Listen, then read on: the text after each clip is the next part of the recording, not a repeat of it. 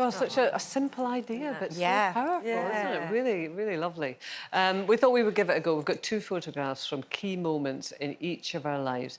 So, Kelly, do you want to go first and tell us what's happening here? I will. So this year, later this year, is 20 years since I won Athens, which is, but this race in particular is quite significant because since I was 14, I wanted to become Olympic champion. And I watched Sebastian Coe win the 1,500 metres. Now, I'd already won the 800 in this circumstance, and my 1,500 metres was last.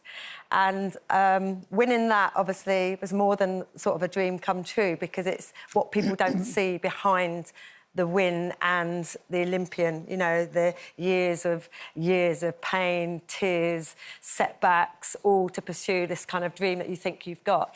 I was also the oldest woman at 34 to win Olympic. Wow, you're 34? Yeah.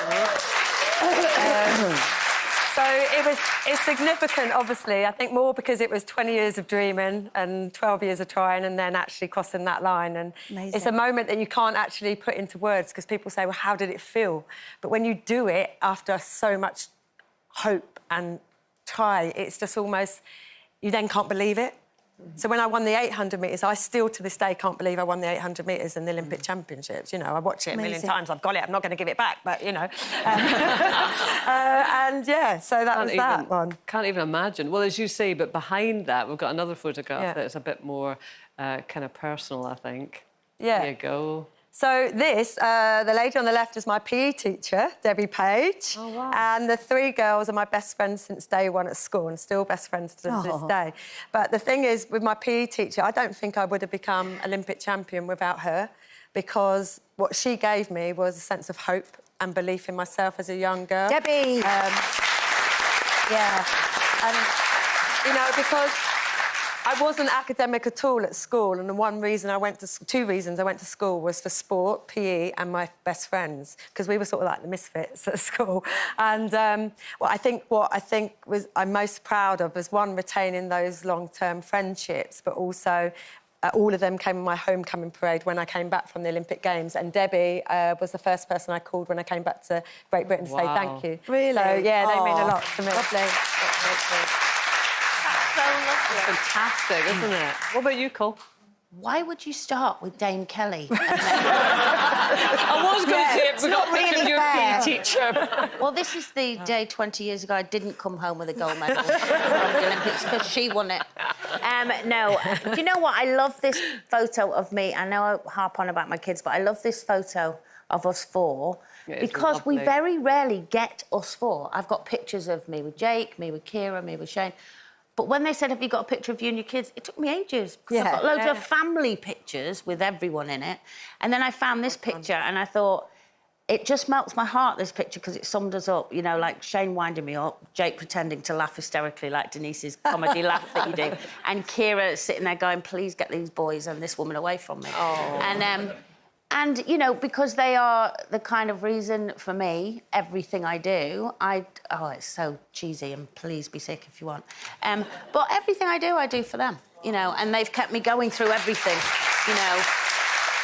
Heartache, the lot, and it's always my kids that have pulled me through, and all the family issues I've had, you know, with illness and stuff, it's them that keep me going, so, yeah. It's a beautiful photo. But the next picture...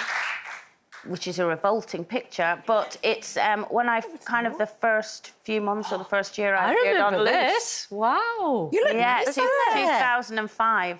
Wow. First came on in 99, and then 2005, I was a kind of full-time panellist with you guys. Yeah. And the reason I've picked this is because I genuinely think Loose women changed my life. In what way? All of our lives. Because I had grown up, obviously, with my family and singing and hit records and all of that, and then I got to an age where then, you know, for 2 years I stayed at home with the kids, and then everything kind of fell apart emotionally, and I thought, I don't know what to do. I don't know what to do. I'd always been the baby of the family, so I'd never had that kind of confidence to spread my wings, and certainly not on my own. And then Loose Women invited me on, and all of a sudden my life just changed, and I found an inner confidence, and you guys pulled me through it. And things like my family was so shocked because I was the youngest, and when we were performing, whether it was doing interviews or live on stage, I never spoke. Yeah. That used to drive them insane. They'd go, "You've got to speak," and I go, "I hate talking." And then I got loose from it, and they'd phone me up and go, "Why have you ended on a chat show?" But being the youngest, I never got a chance to speak. Yeah, but I remember actually your first show, you came on as a guest first, and we all walked off, and we went, "She should be a loose woman." Yeah, I mean, I felt part of it already. It's so good. It's incredible. So I'm grateful for that. Well, I'll rush through mine because Denise has got a photograph of a cone and a British Rail sandwich that she wants to show Hurry up, you. hurry up. Well, this is Charlie, my eldest daughter, who was literally minutes old, I think, at this stage. And there's my dear mum that I miss very, very much. And a lovely midwife. She was such a wonderful woman, that midwife. That was me going into motherhood at age 39. Not a clue what to do. And as you can see, my mum is itching to get that baby away from me, and so she can do it better herself. So, yeah, that's a lovely photograph for me. And then the next one is, God, takes me back to... You'll never believe it, Denise, I did have a wild youth. What is that? This was a birthday party. I think it was my 22nd. And in those days, you know, the Tarzanogram or whatever was really popular. What, and that's who you got? What? That's who you got? Well, no, he's a lovely man. But anyway, he came in. And, you know, the thing is that they're supposed to lift you up. And he was quite petite, shall we say. Mr. And I saw him come in with his little sort of, you know, whatever he was holding. And I thought, I could see him sizing me up, thinking, oh, God, I'm not going to be able to lift her. And I was looking at him thinking, you're not going to be able to lift me. And I thought, how do I get out of this situation? So I just scooped him up like that. But as you can see, his loincloth... Did he have pants on? I'm not sure he did, actually. Go on, give us your cone, Denise. Let's see it. Denise. Hello, wake up. Oh, here we are. Here we are. This was... there you go. This was me in Soldier Soldier. We talk a lot about soaps on here, so I tend to concentrate on things like Coronation Street. But this was when I played Marcia Stubbs in a series called Soldier Soldier in the 90s. And it was like being sent abroad with your best friends to work. There was Robson and Jerome and all the people that were in that, and we had to work on all the army camps, so we were living with One sort of my real favourite life. series ever. Was it really? Yeah, I absolutely loved it. But when I went along for the audition, there'd been a miscommunication, and I thought it was just a couple of scenes in one episode, which is still, God, to be grateful for. But I'd had a few bevies the night before, felt a bit hungover. Anyway, when I went in, they said, well, obviously, with this being a new lead in the series, we don't want another Geordie because we've got Robson Green and Rosie Rowell. So I changed my accent and went, I'm from Wigan.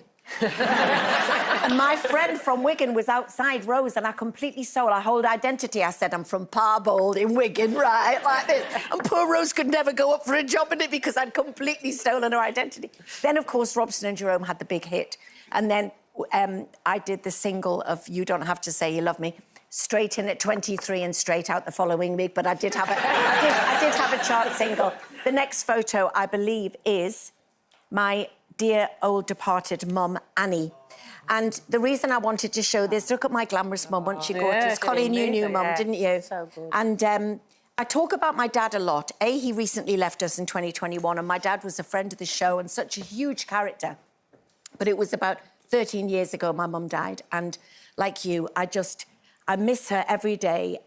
Matty, my son, was so close to his mum. He wrote a beautiful song called Nana. His big tattoo here says Nana, incredibly close. And people often say, you know, you don't talk much about your mum. But that's only because people tend to know my dad. But I miss her. She was a proper lady in the true sense of the word. And she could turn...